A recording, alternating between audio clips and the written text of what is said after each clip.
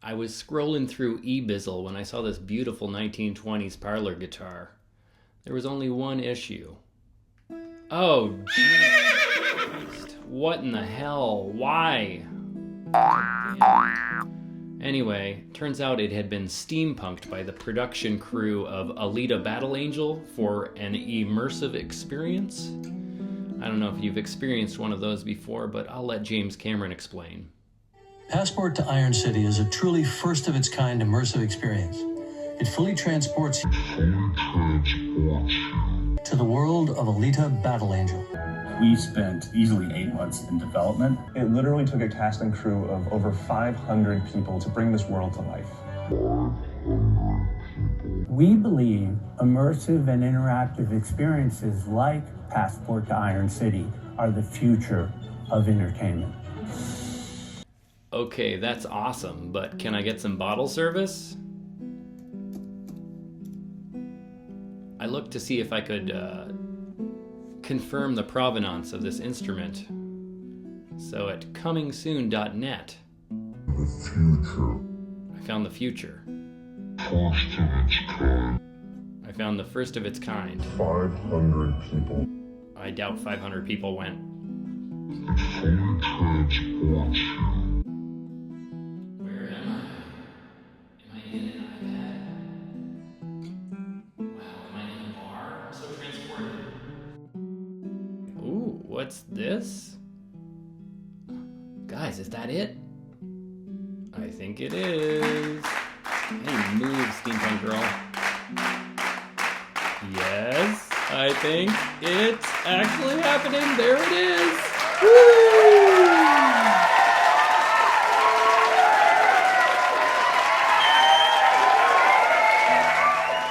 After my research team confirmed the provenance, the acquisition could move forward.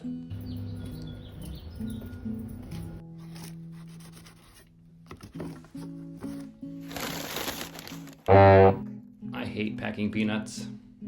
I like bubble wrap.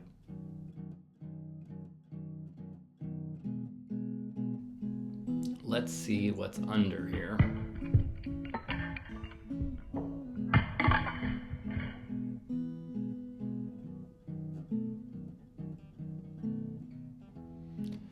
There were a total, I believe, of 36 screws and a bunch of hot glue. And of course some yellow tape. The glued on parts were the hardest to get off. Luckily, they used primarily self-tapping metal screws, and I say luckily because instead of splitting the wood, they drill their own pilot holes and therefore don't have issues. In the 4 places where they did use wood screws, you can see there are cracks in the soundboard. Let's look inside. Not bad, some bridge plate damage, and of course the insides of all those holes, but looking good. The back looks untouched, thank goodness for that. Oh, except for this one little issue. Somebody's bolted the neck on.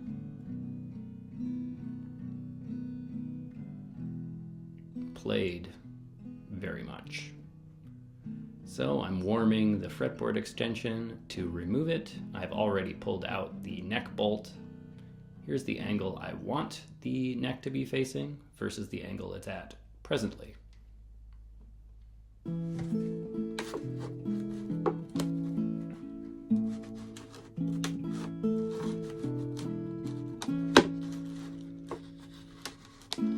That's not a special card for my daughter or anything, in case you were wondering.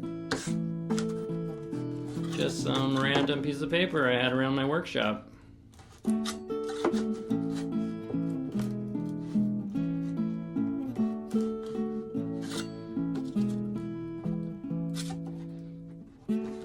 Usually after you remove the fretboard extension, you have to steam or heat out the neck joint, but this one, boom, just like that. Here you can see where the tear out happens. It's opposite on each side of the soundboard, which side the tear out will occur.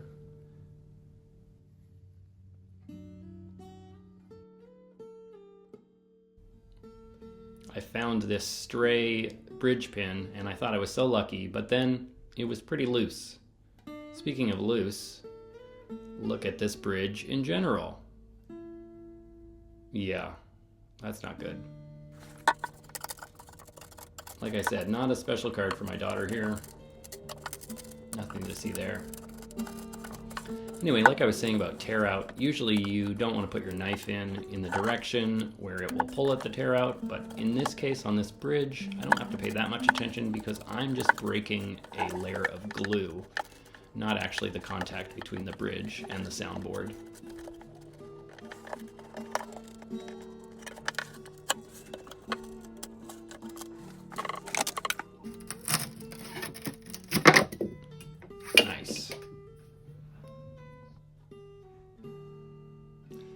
Someone had attempted to shim the bridge pin holes with paper. And here's where we're at. I thought about putting in dot inlays, kind of like dominoes, but it looked ugly. So instead I decided to color in the damaged areas.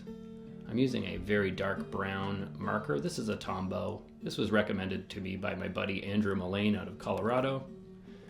He recommends the alcohol-based markers over the water-based, but I bought the wrong ones.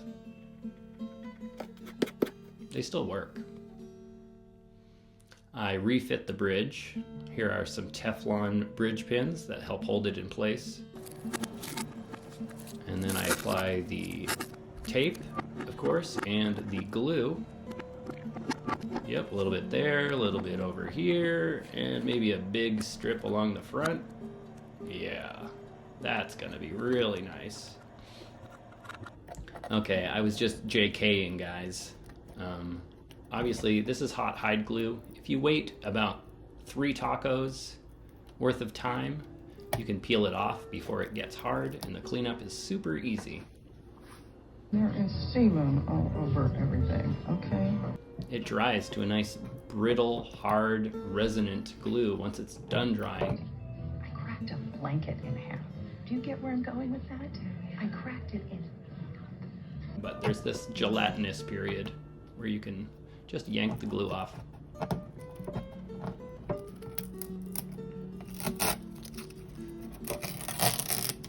Used a very low tack tape so it wouldn't pull up any of the finish. Wouldn't want to damage this sweetheart.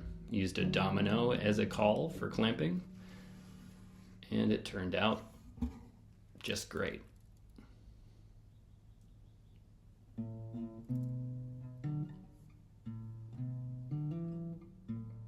Now let's tackle this missing fretboard inlay. This is a J.R. Stewart Ledomino. He invented this style of guitar, this stylistic choice. But after he went bankrupt, after the Great Depression of 1929, Regal ended up with the name to the Ledomino line, and they started making them. I believe they were ladder braced, whereas this is X braced. And also they have painted fretboards, where this J.R. Stewart one has a veneer on the fretboard. There are many other differences. The wood choices, for example. This was looking pretty good, but needed some more grit, so I ground some, what I believe to be a meteorite onto it. A nice ferrous dust.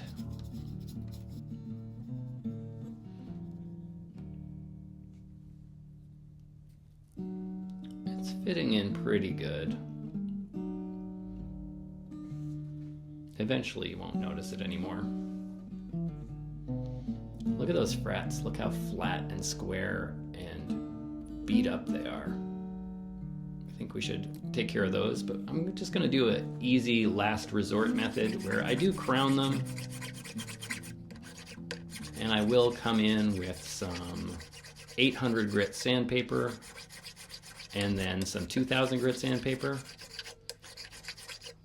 But I'm not going to bother with buffing or anything like that. This is legitimately just a get it over the line to where it's pleasant to play again.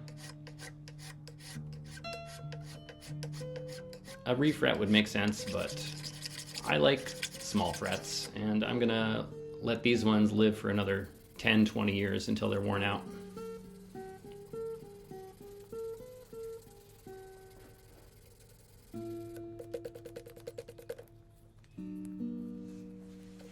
If this was a customer guitar, I would probably advise a refret.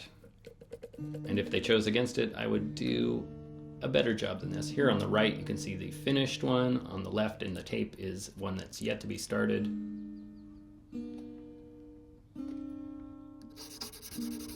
By the last 5 frets, I was just hitting it with the 800 grit sandpaper and calling it a day. This is a guitar for me, not for a customer, and this is good enough.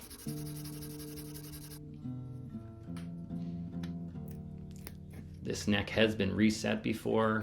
I'm clearing off the old shims. There you can see I did shim the fretboard extension with rosewood already.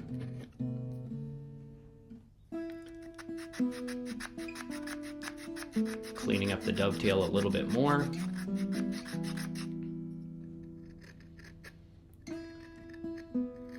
I'm chiseling out the insides of the cheeks of the heel. This way there'll be less material to sand away when I start sanding the cheeks against the body.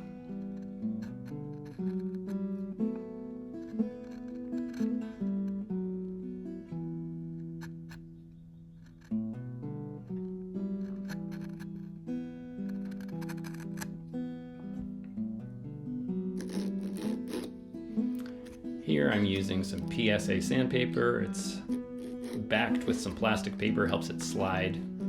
But I'm using 80 grit, which is an impatient grit. You probably shouldn't go this extreme. And here is one reason why. I will show you in one sec. Yeah.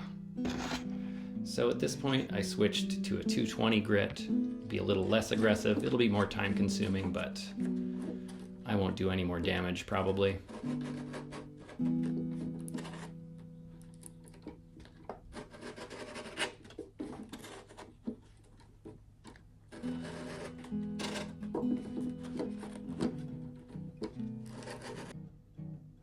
And the final fit is nice and tight.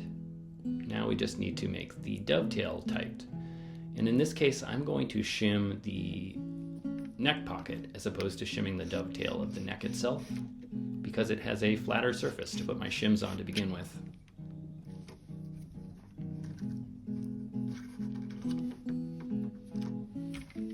I do a test fit, put them in there dry, and wow, it's actually perfect. It's tight, but not all the way seated.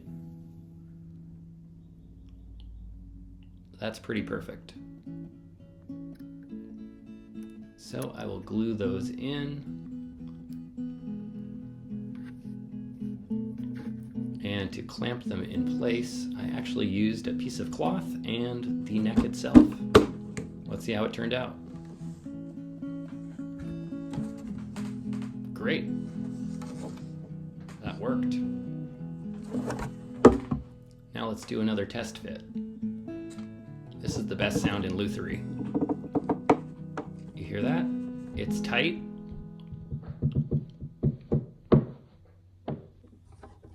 And with a little bit of clamp, it gets fully seated.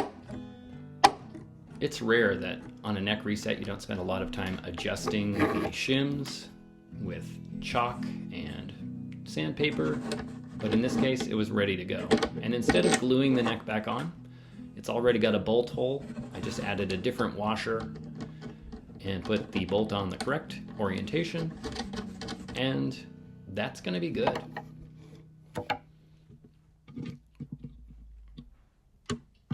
Proper practice, of course, would be to glue it, but this is my guitar, and if it needs a neck reset in 10 years, all I'll have to do is undo the bolt and loosen the fretboard extension.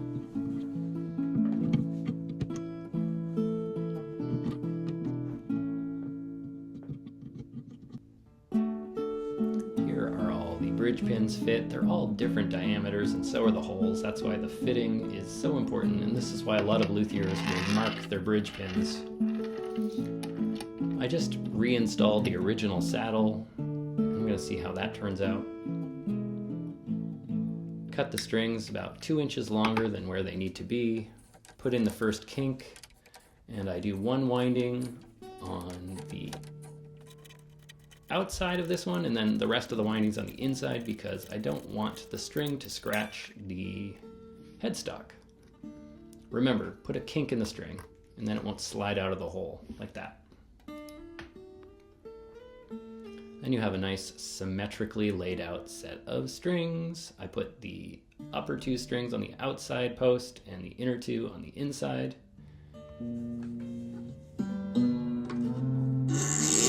Listen to this G string.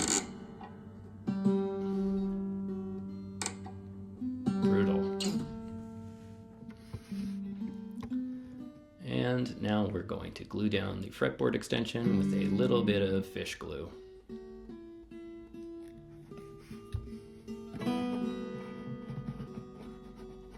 Just slide it in there, tighten her up.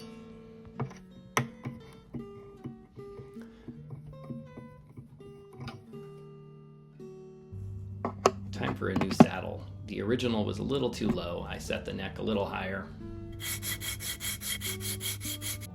Got it nice and tight.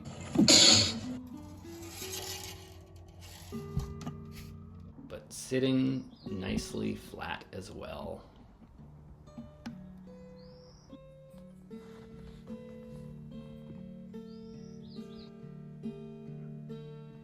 Here you can see the projection of the neck comes just above the bridge. That's pretty perfect, actually, off the top of the frets.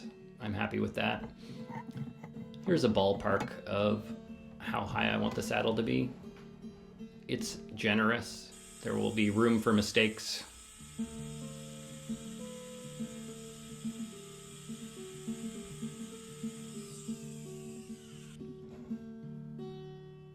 Okay, I got that one side fit.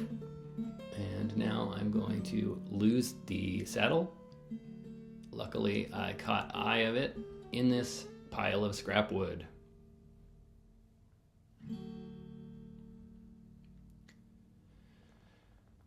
Bring this down to its initial height.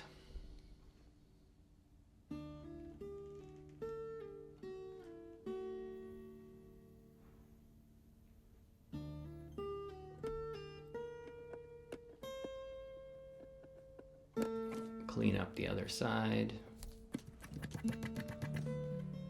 I scribed the nut with a knife so I could see the line a little better after I filled it. Full of lead.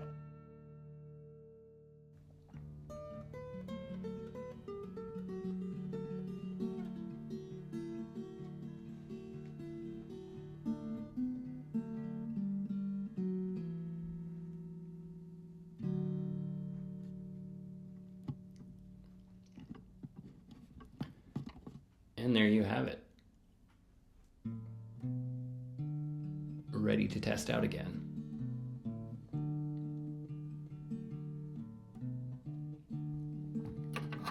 Okay, on the base side we have 2.5 millimeters, and on the bridge side we have almost 3 millimeters. That's not acceptable. I'm going to try to bring that down closer to around 1.75 or 2 millimeters on the treble side. 2.5 on the base side is pretty acceptable, actually.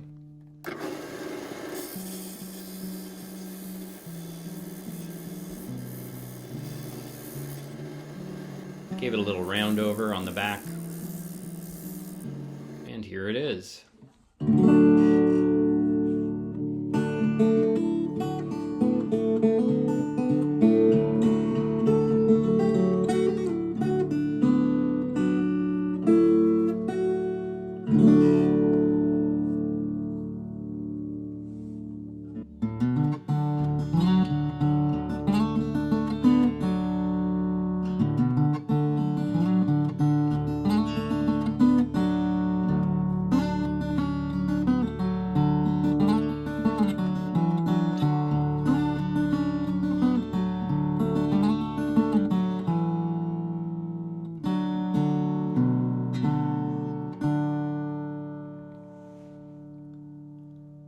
Sounds nice. It still sounds a little green. It's getting used to its strings, its new position. Here I have an nearly identical J.R. Stewart guitar in all mahogany. to compare it to.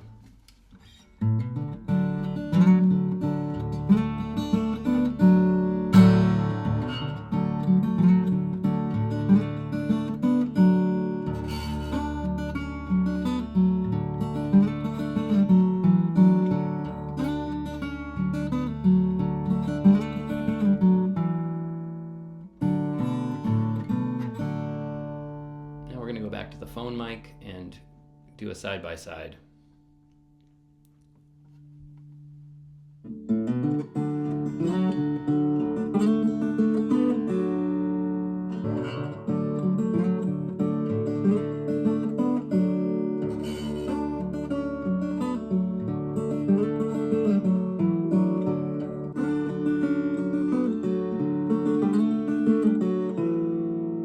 Definitely brighter and bouncier, but it does have new strings as compared to the other Stewart guitar, which has very rusty, mellowed out strings.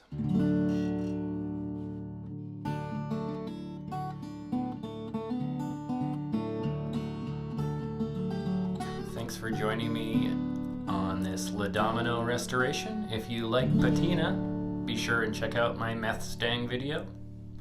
And do all the stuff. Like and subscribe. Why not? It's free. Do it.